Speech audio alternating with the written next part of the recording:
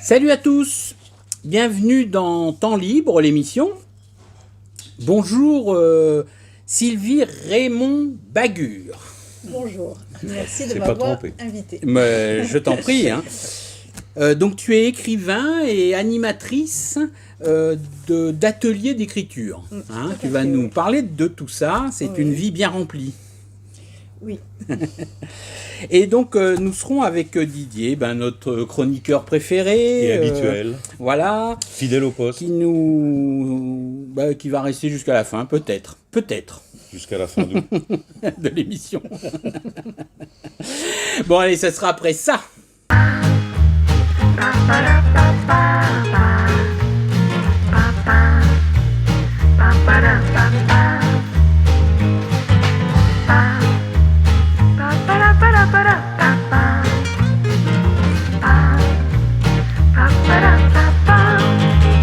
Allez, je suis aux tables de La Fontaine avec Pascal. Alors, raconte-nous quand est-ce qu'on peut te voir ici, quand est-ce que tu es ouvert? Alors, moi, me voir tous les jours. Je ne sais pas si les gens, viennent pour me voir, mais en tout cas... Mais si, je suis sûr qu'ils vont venir pour te voir, parce que tu es trop sympa. Écoutez, voilà.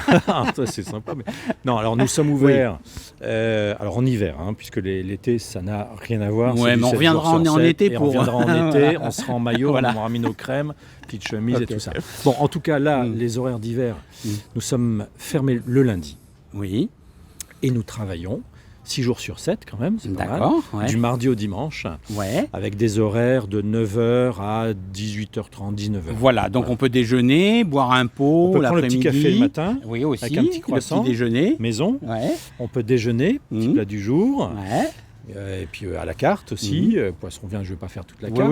C'est des produits locaux, sympa, on a un très bon chef. Et l'après-midi, cocktail, petites crêpes, des glaces, des viennoiseries, des pâtisseries. Et bien sûr, on est près du temple de Diane, là, derrière. Derrière, dans un endroit magnifique.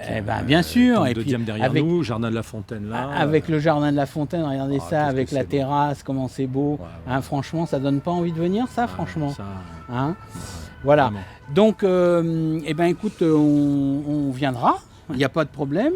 Et puis, en plus, aujourd'hui, c'est gentil de nous accueillir pour l'émission Temps Libre.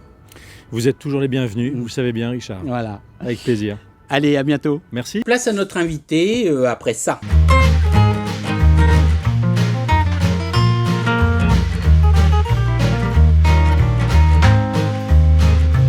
Sylvie, ravi de t'accueillir donc.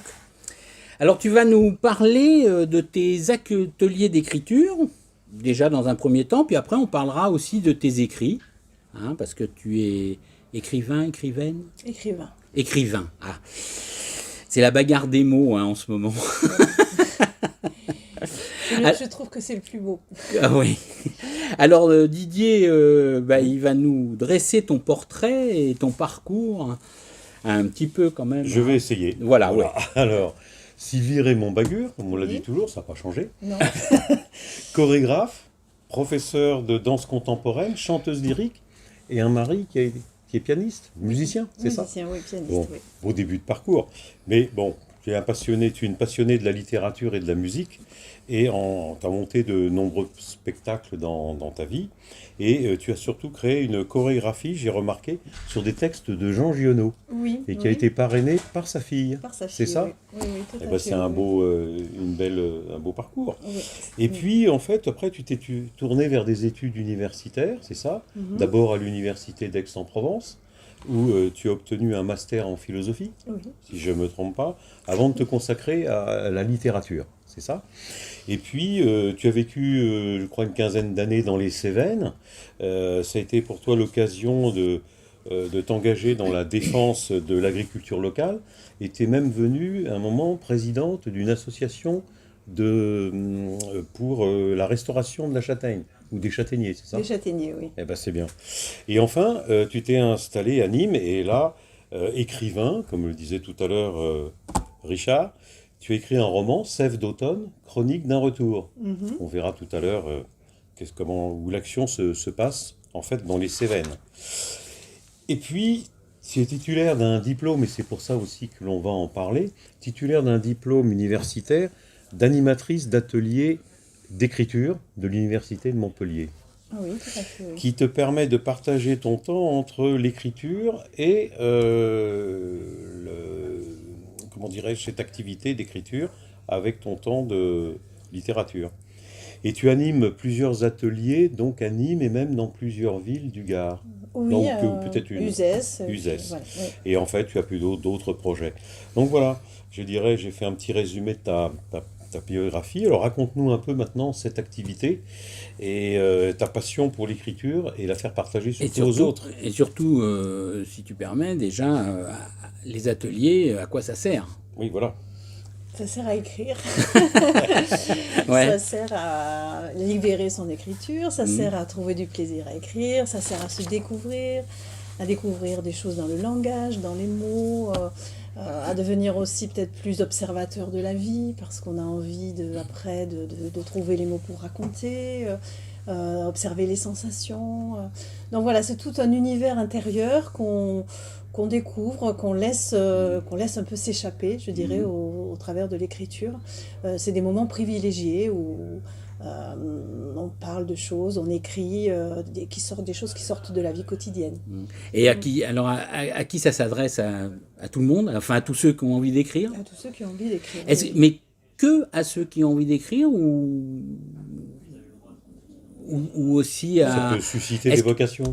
Oui, enfin je veux dire par là, est-ce que ça peut aider à comprendre, enfin, entre guillemets, la littérature et l'approche des livres aussi, non? Oui. Alors je dirais que ça c'est un peu dans un second temps. Oui. Ça développe un peu comme une sensibilité littéraire et en même temps on comprend aussi comment ça marche. On comprend pourquoi on aime certaines choses, pourquoi on n'aime pas d'autres choses. On met des mots sur des sensations, des impressions. D'accord. Non, puis le fait de comprendre peut-être aussi comment s'articule un livre. Comment on construit un récit, voilà, comment on maintient aussi une tension, voilà, comment on commence, comment on finit. Donc ça aide à comprendre ceux qui ont écrit d'autres livres. Mais c'est rarement la motivation des gens qui viennent s'inscrire. Ça, voilà, ça je dis c'est un peu dans un second temps, c'est un peu la cerise, un peu voilà. Donc, en plus on comprend, on découvre des choses, voilà. Mais au départ quand même les gens qui viennent, c'est qu'ils ont envie alors d'écrire. Souvent ils savent pas trop quoi, mais ils ont envie de il y a des âges ou enfin c'est limité, enfin c'est entre quel âge et quel âge? Alors, moi je ne fais pas des ateliers pour les adolescents, je ne saurais pas le faire, je pense. Il faut, voilà, c'est notre littérature un peu, une démarche, voilà. Mais à part pour les adultes, il n'y a pas de... Il n'y a pas de limite. Non, il n'y a pas de limite. D'accord. Donc on pourrait alors, y aller. il faut que... voilà, elle prend même les très vieux, tu vois, donc tu as des chances. Voilà. Merci. Alors, il faut dire quand même que donc les gens vont devoir, par exemple, s'ils ont envie d'écrire quelque chose, ça peut être quelque chose de personnel ou quelque chose qu'ils veulent publier, c'est ça? Alors les ateliers, je dirais, qui sont classiques, qui ont lieu pour l'instant deux fois par mois, ça ne va pas du tout vers l'idée de forcément chercher un récit personnel ou parce que sinon, non mais quand je disais je disais personnel, c'est pas au niveau du récit, c'était au niveau de on écrit pour soi ou pour ses amis, c'est ça que je veux dire, par rapport à la publication. Ah oui. Là c'est vrai que la publication c'est encore une autre démarche, voilà, qui demande un engagement. En temps, etc. Une autre chose, surtout avec toute la difficulté de la publication actuellement. Beaucoup d'appelés et très très très peu d'élus. Donc je crois que c'est à pourtant, peu près 4% des manuscrits qui trouvent, et encore dans ces 4%, il y a énormément d'éditions à compte. Pourtant, je vois plein de gens qui publient sur Amazon ou des choses comme ça. Alors, ils font comment? Ils passent par un éditeur quand même? Alors, si c'est des éditions comme, je crois qu'il y a Edili, des choses comme ça, en fait... je dirais, ils prennent tout le monde, en fait. Vous proposez, et voilà, vous n'engagez pas d'argent, mais il n'y a pas de sélection. Il y a aussi des éditeurs qui font payer l'édition du livre, donc on appelle les éditions à code d'auteur. Donc c'est vrai que beaucoup de gens font appel à ça, et donc ils ont le plaisir d'éditer leur livre, de pouvoir le partager, etc. Après, le monde vraiment de l'édition plus classique et professionnelle, c'est encore autre chose. Parce qu'il faut dire que publier, ça coûte déjà de l'argent à l'auteur du livre, non? Non. Si l'auteur sort de l'argent, c'est qu'il n'est pas vraiment publié. C'est-à-dire que c'est lui qui se publie. Donc, et c'est dans beaucoup beaucoup de gens qui font ça un peu comme ça. Il y a des tas de gens d'entreprises qui ont un vrai créneau là-dedans. C'est-à-dire que vous donnez 2 000 euros ou 3 000 euros. C'est ça, j'ai vu sur Internet, il y avait des sociétés qui proposaient ça. Alors c'est vrai ou c'est de l'arnaque? Alors, faut faire attention, il faut être vigilant. C'est vrai au sens où vous aurez votre livre publié, mais en fait, après, il n'y a aucune commercialisation, aucun contact avec des libraires, D'accord, oui, il n'y a pas de réseau. Ce sont des imprimeurs déguisés, je dirais. Voilà. Donc, voilà. C'est pas vraiment de l'arnaque, mais ils gagnent de l'argent sur votre désir d'être publié. Mais en échange, ils ne font que de l'impression, ils n'ont pas de réseau. Il n'y a pas de publicité. Il n'y a pas de publicité. Et même, je dirais qu'après, dans le vrai milieu professionnel, si vous avez déjà édité dans ce cadre-là, vous êtes un peu marqué dans le mauvais sens. Ah oui, d'accord. Voilà. Oui, c'est vous un handicap. Vous n'avez pas pris le réseau habituel. Voilà, vous faites partie un peu des amateurs et après c'est difficile un peu de revenir en arrière. Oui.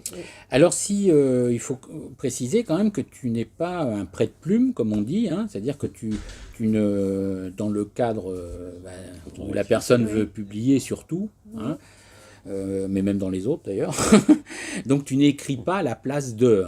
Non, j'aide, atelier, j'accompagne, voilà, mais j'essaie au contraire de faire, je dirais, la couchée de ce que la personne a envie de dire, de ce qu'elle a en elle, avec sa manière à elle de le dire. Sa propre conception. Voilà, moi j'ai juste cette position un peu de recul et d'expérience qui permet de souligner certaines choses. Voilà. Tu laisses la libre créativité à tes... Oui, tout à fait, bien sûr, oui. Alors, on a vu la motivation un peu des participants, mais comment ça fonctionne? On doit s'inscrire pour tes ateliers? Oui, on doit s'inscrire. Oui, juste un mot, donc en fait, je dirais presque la totalité des gens à Nîmes ne veulent pas éditer. Il y en a peut-être 2 ou 3. Mes ateliers, c'est vraiment une activité culturelle, de loisir, pour le plaisir, voilà. C'est pas du tout une optique. Après, je fais ce week-end des stages pour d'autres personnes qui sont plus impliquées, mais les ateliers, on s'inscrit, c'est comme on s'inscrirait à la peinture ou au yoga, etc. Voilà, alors pour l'écriture, ce sont des gens qui font un petit livre pour eux-mêmes alors? Non, c'est une suite de textes en fait. On a un sujet, des fois c'est sur 1 ou 2 séances, et puis ou peut-être un peu plus parfois, mais rarement. Et donc on écrit, et c'est pour le plaisir du moment. Ils peuvent le continuer un petit peu chez eux. S'ils ont continué, ils peuvent me l'envoyer. Par exemple, moi, je peux faire un petit retour supplémentaire. Voilà, c'était pour préciser ça, parce que comme tu as dit que tu accompagnais les gens, tu ne les accompagnes pas pour éditer, c'était pour être clair. Ça, pas dans les ateliers. Ça ne se fait pas en groupe, ça, de façon hebdomadaire. Non, c'est un travail personnel. Oui, les ateliers, c'est vraiment un cadre bien précis. Voilà, c'est le plaisir d'écrire en commun. En plus, il y avait vraiment un aspect de groupe qui est très important, parce qu'on partage le même sujet, et puis chaque personne écrit, et les résultats sont très très différents. Donc c'est là qu'on voit que chaque personne a un univers, un imaginaire personnel, et ça c'est vraiment merveilleux. Et donc il y a une vraie... Sur un même thème. Sur un même thème, c'est toujours très très très différent. Et et donc on entend tout ça, on partage vraiment des choses à la fois intimes, sans aller plus loin que ça, mais il y a tout un imaginaire qui se partage. Oui, mais comme tu as donné le bon exemple de la peinture, c'est pareil, quand les gens ils peignent quelque chose, on donne toujours de soi, forcément, tout à fait. Sinon ça n'a pas d'intérêt.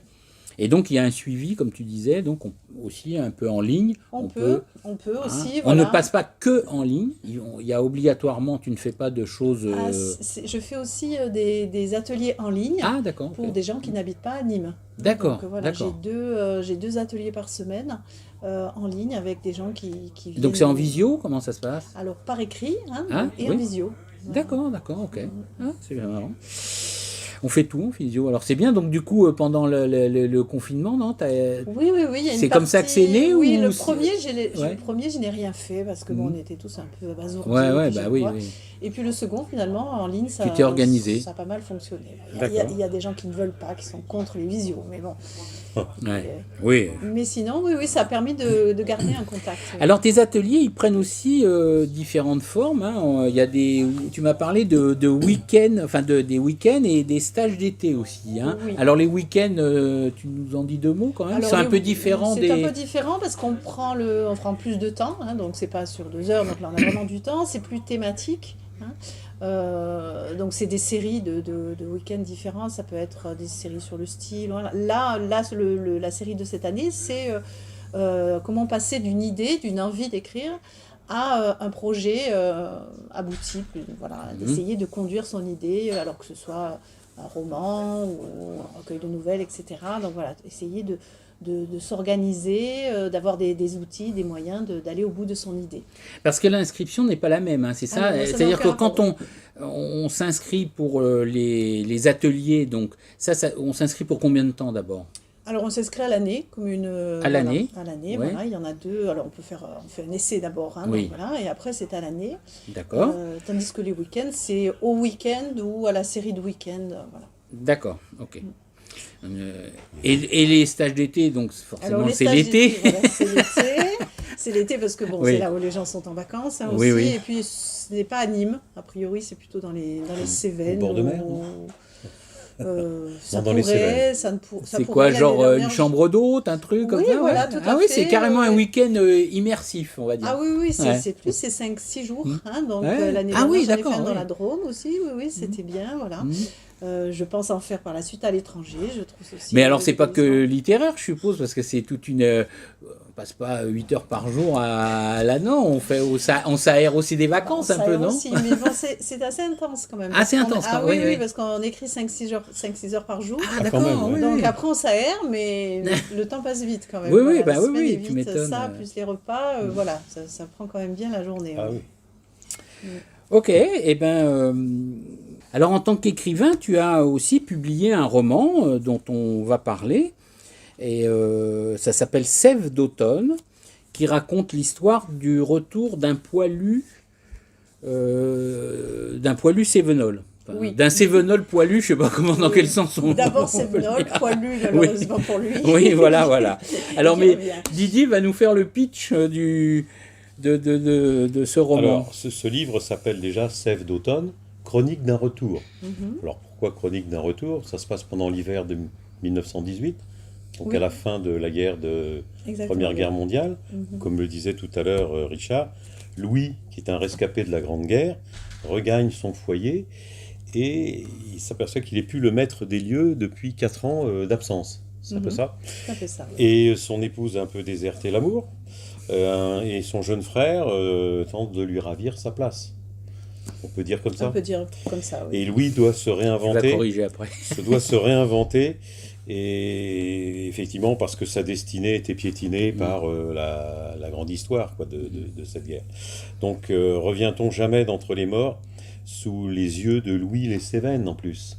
C'est-à-dire qu'au rythme des saisons, compagne et confidence de ces états d'âme, ce sont les vallées cévenols qui nervent de leur lumière, j'ai noté, ce drame domestique, traversé d'élan plutôt d'espoir, dans un récit au lyrisme maîtrisé, âpre et sans concession, un hymne poétique aux forces de la nature.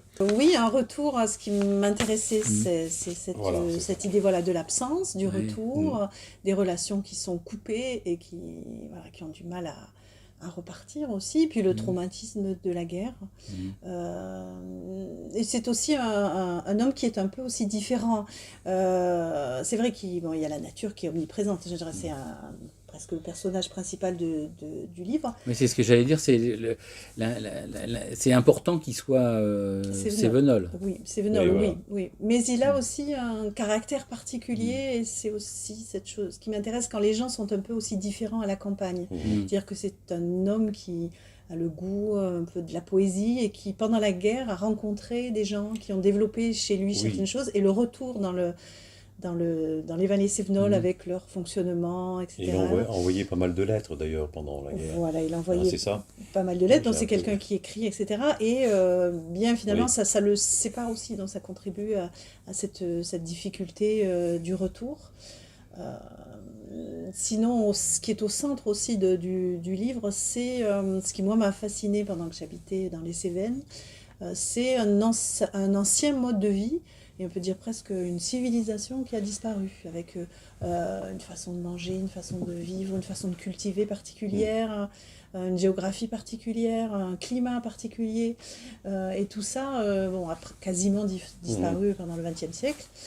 Et il en reste ces murs, ces maisons magnifiques, etc., qui sont partout. Et puis ces arbres, qui sont plus ou moins tout centrales. Alors je voudrais revenir sur les lettres qu'il écrivait, donc l'écriture, puisque c'est quelque chose qui qui t'intéresse après. Oui. Et donc, ces lettres du front sont restées lettres mortes. Oui. Notamment au niveau de Rachel, son épouse, qui n'avait pas l'air de trop je dis pas les apprécier, mais... En tout cas, elle ne répond pas. Elle ne répond pas, voilà, c'est ça. Elle ne répond pas. Voilà. Alors là, c'est dans ton roman, c'est que... Ah, c'est un élément important. Je ne vais pas tout dire. Non, d'accord. non, bien sûr. Non, mais je veux dire, on sent qu'il y a une pointe... Bon, les Cévennes, bien sûr, et puis la note de l'écriture, qui porte une grande attention dans ton roman, je crois. À travers, je crois, c'est...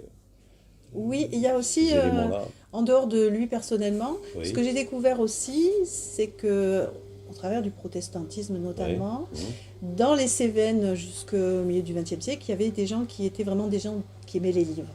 Voilà. Il y avait une vraie culture qui se perçoit aussi dans l'esthétique des murs, dans l'esthétique des maisons. Il y avait un vrai sens, alors un peu austère, hein, bien sûr, mais quand même avec un goût de la culture, un goût des mots, etc. Voilà, qui est c'est un peu perdu avec l'exode rural. Mais c'est quelque chose qui fait... Il n'y a pas qu'un côté rustre dans les Cévennes. Il y a aussi toute cette... il y a eu une vraie culture cette poésie que tu as voulu faire passer au travers de ce roman. Oui. Ça rejoint une expérience personnelle ou... Alors, une expérience personnelle, oui, au sens où j'ai vécu vraiment dans un lieu très isolé pendant pas mal de temps, avec un mari musicien très absent. Donc, j'ai vraiment eu le temps de réfléchir. De regarder le paysage. Non, mais le Louis, c'est un grand-père, c'est un arrière-grand-père, non? Au niveau... Oui, alors là, c'est encore autre chose. Ah oui, si c'est par rapport à ça. Non, mais pour moi, il y a deux explications. Oui, non, mais peu importe. Il y a une toute petite référence familiale à un grand-oncle qui était gazé, qui avait... qui avait l'idée de la trame de ce livre, peut-être, non? Oui, une vague idée, un personnage qui m'avait un peu fasciné quand j'étais enfant. Je trouvais un peu énigmatique, qui avait très mauvais caractère et que tout le monde justifiait parce qu'il avait connu ça, je ne comprenais pas trop. Et voilà, et donc ce personnage m'est resté et voilà, et je l'ai associé au Cévennes. Voilà. Oui, mais quand même, c'est un livre que l'on peut dire, on peut appeler comme une ode à l'amour des Cévennes aussi. C'est un peu c'était un peu ton idée, non? Oui, c'est même pas une idée, c'est venu parce que j'avais envie de l'écrire. J'ai juste envie d'écrire quelque chose pour partager cette beauté particulière, très tourmentée. Alors nous étions dans un endroit très tourmenté avec des falaises très encaissées, une rivière tout au fond, etc. Voilà, les crêtes, les châtaigniers. On imagine quoi, on imagine bien les Cévennes. On va pas tout raconter. Voilà. On va inciter le blogueur à le lire. Voilà. Alors, ça s'appelle. Tu en prépares un autre aussi, roman, là. Oui. C'était ton premier c'est le premier que j'ai essayé d'éditer, donc j'écris depuis longtemps. J'en ai plusieurs dans des tiroirs, mais je ne m'étais pas lancée dans cette entreprise très difficile. Voilà, et donc c'est le premier que je présente à des éditeurs et j'ai la chance de trouver un éditeur. Et là, d'avoir été publié alors. Voilà. Et j'en termine un autre qui est tout à fait différent, mais voilà. Et donc Sève d'automne, on le trouve toujours. Il a été publié quand? Il a été publié au printemps. Oui, c'est pas très vieux. Il est dans toutes les librairies les bonnes librairies limoises. D'accord. Voilà. Sève d'automne, voilà. Oui, donc le prochain là que tu es donc en train d'écrire, c'est ça? Oui. Et on peut avoir un petit pitch. Alors il y a un petit côté autobiographique un peu. Donc c'est un livre un peu sur plusieurs générations. Voilà, j'ai une partie de ma famille qui est juive. Voilà, donc il y a un peu de ça. Et puis il y a aussi une expérience un peu difficile d'accompagner quelqu'un qui est en EHPAD pendant le Covid.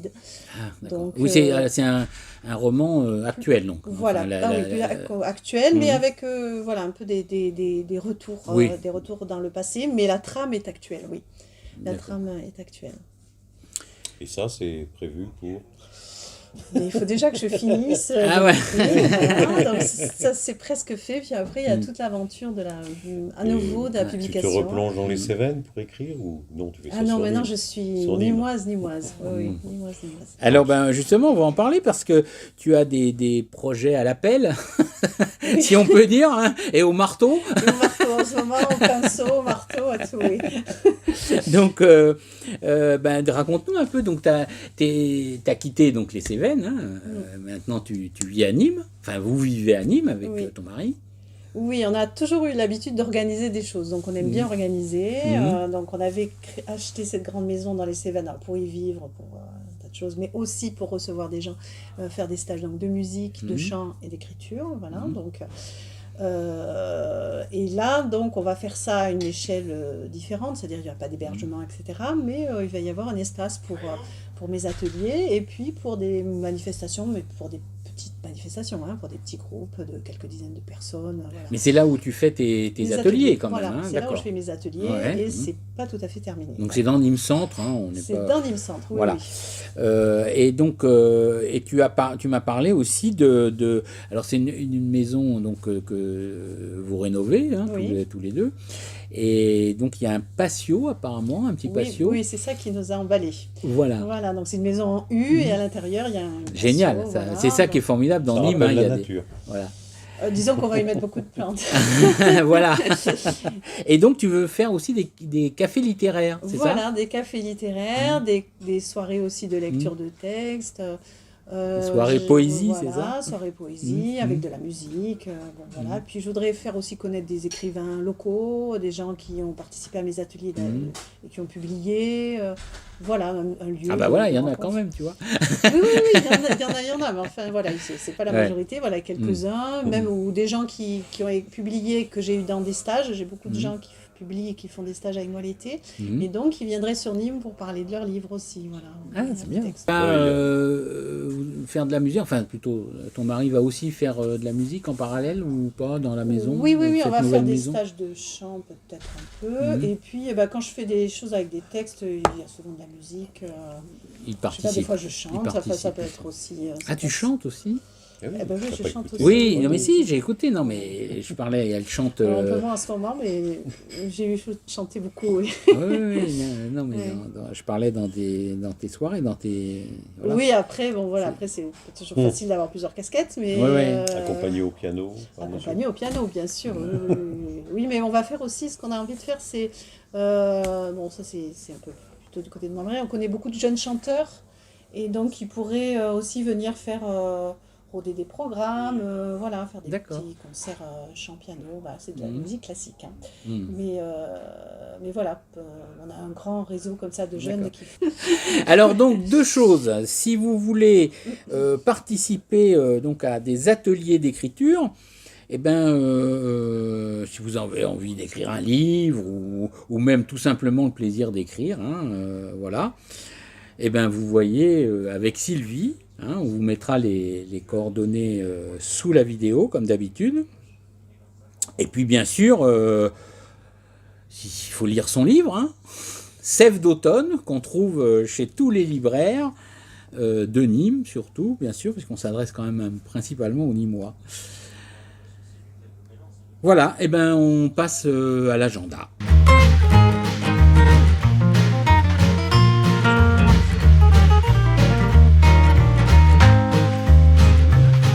Alors, si vous voulez vous former à l'autodéfense, je vous rappelle Guy Beaufia.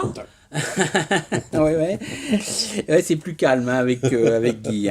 On l'a reçu, on l'a reçu dans une vidéo dont le lien va apparaître quelque part par ici. Et donc, c'est un instructeur de Krav Maga. Et puis, que vous pouvez joindre au 07 55 43 07 43. Dans la même vidéo, d'ailleurs, on avait reçu Véronique Mur, qui pour son livre, c'était un livre-album avec des photos qu'elle avait prises elle-même. Elle est très botaniste. Beau livre sur l'évasion botanique. Voilà, ça s'appelle Évasion botanique d'ailleurs. Et donc le livre est toujours bien sûr en vente, plus que jamais. C'est un beau cadeau de Noël d'ailleurs. Parce que les photos sont très très jolies, il y a très peu de texte, comme ça c'est pas trop non plus, parce que c'est la botanique, elle a fait ça et c'est très très c'est vrai que les photos sont très belles. On dirait même que les fleurs sont réelles. Tu nous parles du musée de la Romanité. Du musée de la Romanité. C'est une occasion pour les fêtes de Noël d'aller voir cette magnifique exposition. Vous savez que le musée de la Romanité organise, en plus des collections permanentes, des expositions temporaires. Et en ce moment, c'est les femmes romaines. Voilà. Peut-être la domination de certaines femmes romaines sur les empereurs. C'est à voir. On le commentera. Pas sur les empereurs, hein. On le commentera dans une prochaine vidéo. Voilà. Ok. Guy Chambrier, conteur Cévenol, justement. On l'a reçu aussi dans une vidéo que vous avez le lien ici. Oui. J'ai regardé ça. Alors, il sera à Pouls pour le Téléthon le 3 et 4 décembre. Alors, le 3, c'est à 17h30. Le 4, c'est à 11h. Et c'est pour un spectacle qui s'appelle La Petite Souris. Hein. C'est un spectacle plutôt pour les enfants. Mais enfin, pour les grands, sont des grands enfants aussi, hein, des fois. Alors, je rappelle que la Grande Roue arrive, elle est de retour le 27 novembre jusqu'au 8 janvier.